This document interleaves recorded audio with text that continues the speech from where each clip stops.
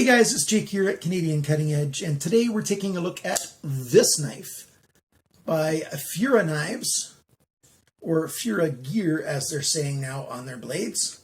And I got this one via GearBest.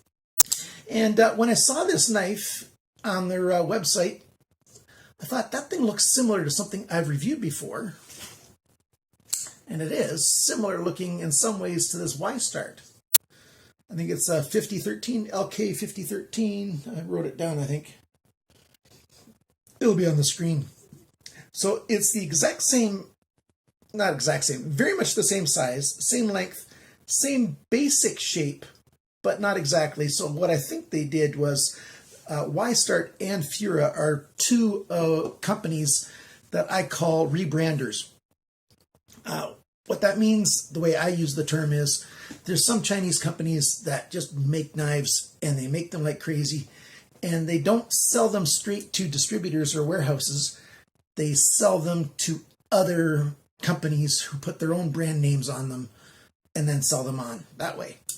And so you see the same knife or very, very similar knives with multiple different brand names. Those I call rebranders. Fura is a rebrander, Y-Start's a rebrander, and that's why you see a lot of the same knives over and over again from different companies. That doesn't mean the knife's bad. It just means that, you know, this isn't a company that makes their own stuff. Big deal. But it also can mean that you have to think critically about their claims. This knife is said to be made with D2 steel. I'm not too sure about it. I've used it I've only had it for like 4 days, but I wanted to do this review right away because, you know, my mind was right on this right now, and so I wanted to talk about it. So I've used it pretty hard over the last couple of days. I cut a whole bunch of boxes with it. I've sharpened it, and since I've done a whole lot of sharpening over my life, and I've used lately I've used the TS Prof K02 sharpening system very, very predominantly for the last 8-9 months. Actually, it's longer than that, isn't it? Yeah. I can get a good feel for while I'm sharpening of the hardness of the steel, even though I don't have a actual hardness tester. And most D2 steel is around 59 Rockwell hardness, sometimes up to 60. And this feels like it's probably just a little bit softer than that. Not much, like a 57, 58, something like an 8CR13 MOV maybe. I don't know for sure if this is D2 or not. It is a good steel. It kept the edge pretty good while I was cutting a whole bunch of cardboard. So it's definitely a reasonable steel. It's just probably not D2. And then again, D2 is a tool steel, not a stainless steel. So having a stainless steel might be something more what you want anyways. Generally, for folding knives, I prefer stainless steels. For fixed blade knives, sometimes I want stainless steel, sometimes I want carbon steel. It all depends on what it's going to be used for. But folding knives, generally speaking, not always, generally speaking, folding knives are for EDC, everyday carry. So you don't know what kind of tasks they're going to do that day. It all depends on what the day brings you. And so I like to have stainless steel for that, because if the day brings me rain, stainless steel is not going to suffer as easily with corrosion and rust, that's repetitive, as a carbon steel could. Again, there's all kinds of variables and great ways to protect your carbon steel, but just generally speaking, and all kinds of other factors. So I like stainless steel, and I think this is a stainless steel. So let's now put the camera mode straight down onto the tabletop, and we're going to take a good close look at this knife by Fura. It's available in 3 colors, and right now you've got a wide range of prices between those 3 colors. The black one with the black stonewash blade is less than half of what this one is right now. So if you want to get a really low priced knife, this knife, you know, is definitely worth it for that lowest price. Right now, this khaki one is full price, and then they've got an orange one that's also on sale, and it's sort of in between the price of the black one and this khaki one. So I'll put the prices on the screen later on, so stick around for the full review coming at you right now.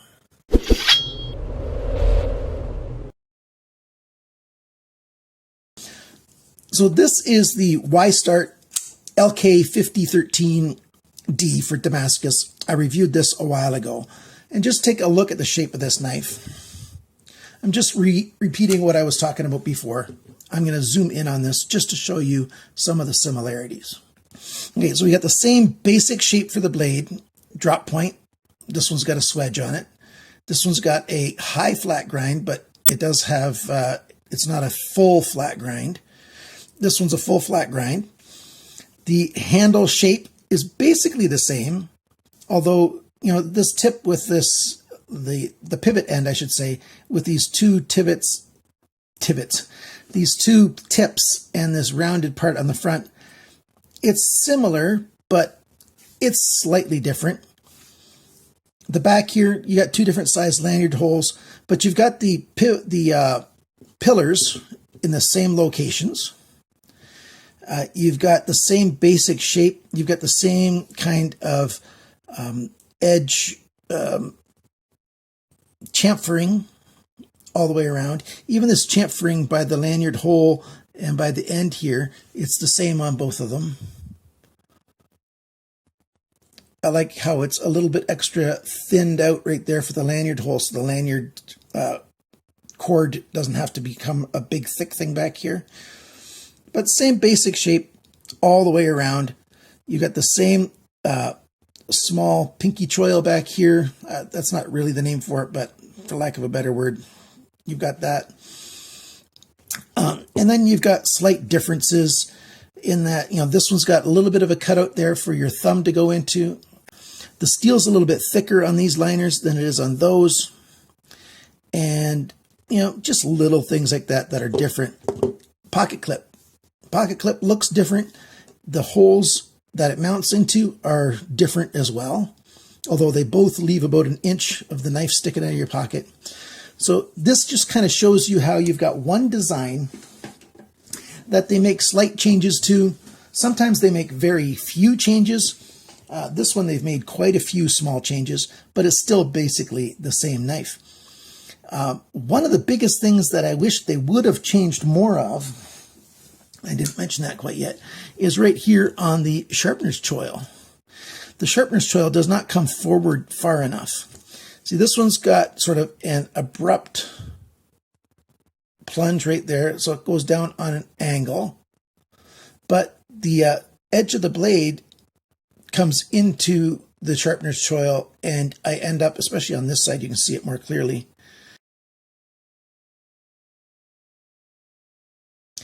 Same thing happens with this one because the sharpener's choil is not forward enough. But on this one, I'll show you some close-up pictures. I wasn't trying to be careful. I was pretending I was a brand new novice sharpening a knife and showing you what will happen if you sharpen up into the plunge. But you can see how the plunge line and everything looks different on this one as well.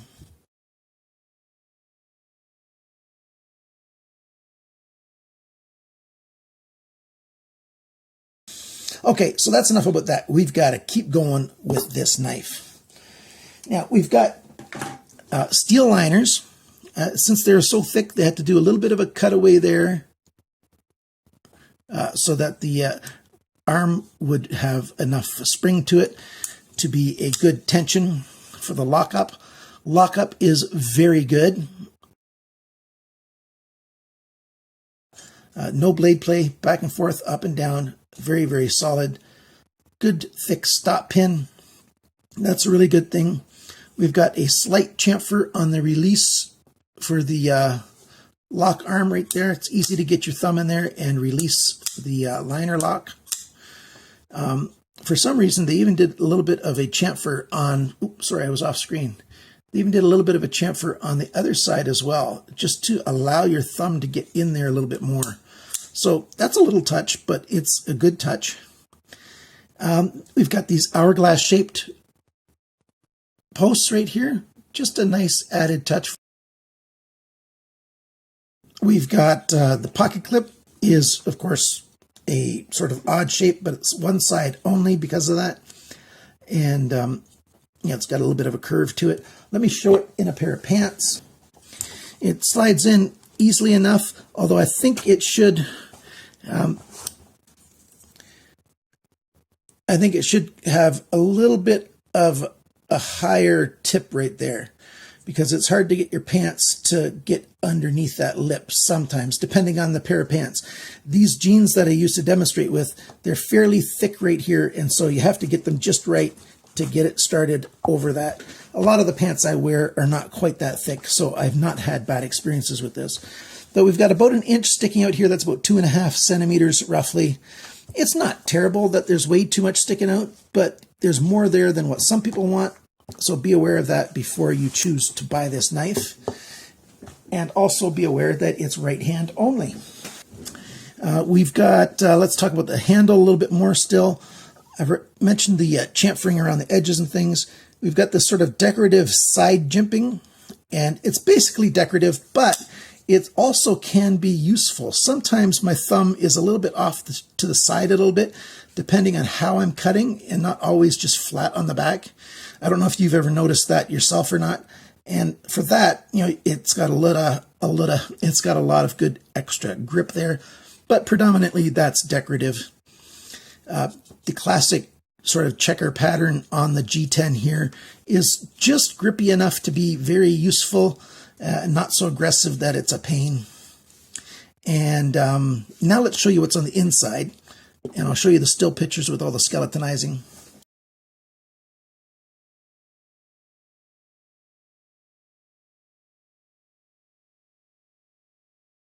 So that's pretty good. You see all the skeletonizing in there. I also showed you close-up pictures of the pivot and the detent ball. I think that detent ball is ceramic because you saw how much darker it was than the steel ball bearings.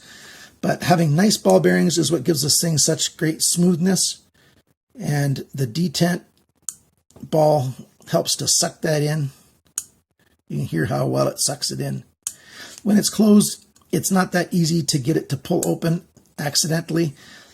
The flipper tab here is not so big that it's a terrible pocket poker. You know, it's a tiny bit of a pocket poker. Most flipper tabs are a bit of that. So you've got that, but I like how they've done a lot of that skeletonizing, like I mentioned before. Helps make this thing under 4 ounces, and we'll talk about that spec a little bit later on in full detail. But just the basic shape of this knife, the fit and finish of this knife is quite nice, comfortable in hand. I will, if I was keeping this knife, I'm not sure if I'm going to be selling it or not. This edge right here of the G10, that chamfer is very shallow. What I mean is if this is flat, that chamfer is just on a little bit of an angle. I would like it to be closer to like a 45-degree angle, and that will make this edge here a little bit softer. I found that when I was cutting cardboard for a long time, it got a little bit hot on that edge on both sides of it across my fingers in here. So that can be a concern for somebody, but with G10 that is so easy to fix. You just get yourself some 220 sandpaper, something like that. What's best is if you get wet dry sandpaper and then you have it wet, because the dust from G10 can be bad for you. So if it's wet, it won't get airborne as easy. Don't overdo it. You can never undo your sanding. So sand a little bit, see if you like that, and if you don't, then sand a little bit more. Okay, so let's do all the specs for the size of the knife now. Cutting edge, 9.2 centimeters, 3.62 inches. Blade length is a fair bit less because I measure from the end of the handle closest to the tip of the blade. So the shortest possible distance, 8.64 centimeters, 3.4 inches. The blade thickness, 3.1 millimeters, 3.12 actually. That's 0.1225 inches. So that's a good thickness for a blade for an EDC knife of this size. Blade depth is 1 inch, 2.56 centimeters. The thickness of the edge behind the grind, and I usually measure about 1 inch away from the end of the blade here, the heel end, 0.52 millimeters. That's 0.02 inches. Perfect thickness for this size knife. Excellent. The handle length is 12 centimeters, 4.73 inches. The grip area, so the grip area is going to be inside this choil here, so where my fingernail is, to where my thumbnail is, that space between there. 9.25 centimeters, 3.64 inches. The handle thickness, not counting the pocket clip, is 1.32 centimeters. That's 0.52 of an inch. So half an inch thick for a handle. That's really good. The handle depth, I usually measure at the widest spot, and that's right there, is, again, just under an inch, 2.53 centimeters, 0.996 inches. The full length of this knife, oh, I forgot to convert it to inches. I'll put it on the screen, 20.4 centimeters, and then the inches is on the screen right here. How much does it weigh? It's 110 grams, 3.9 ounces. So we've got a full-size folder, just under 4 ounces. That's a really good weight. One of the things about this knife is the balance point is way back here. There we go.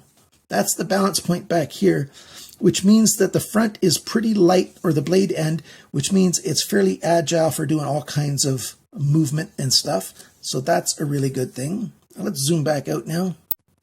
The knife is very comfortable in a reverse grip because you've got that end of the handle here on that angle, and that fits in the hand very well.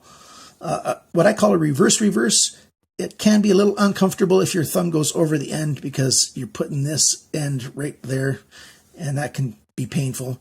You can always tuck the thumb around. It's not a grip that you use very often at all. This is pretty rare.